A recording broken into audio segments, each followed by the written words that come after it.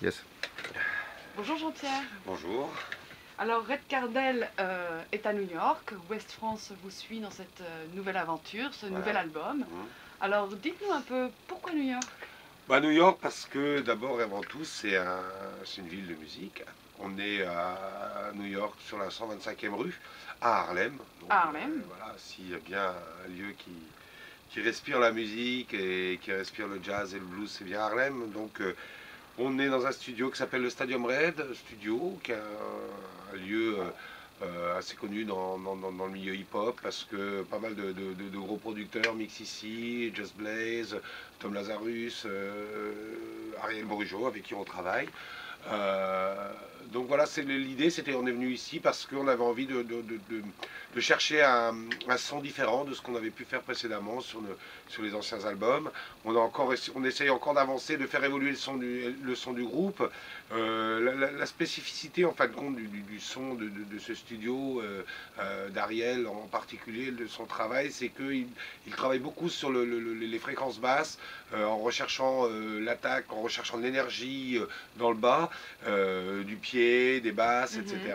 Le pied, c'est la grosse caisse, quoi. Et en même temps, il aime bien mettre aussi les voix vraiment devant, comme ils disent front.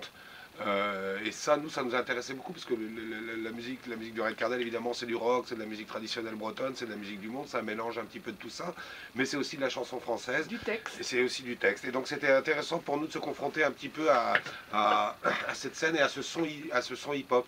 On a pensé que c'était peut-être une bonne idée, que c'était une très très bonne idée, et puis on n'est vraiment pas déçus. On n'est vraiment pas déçus.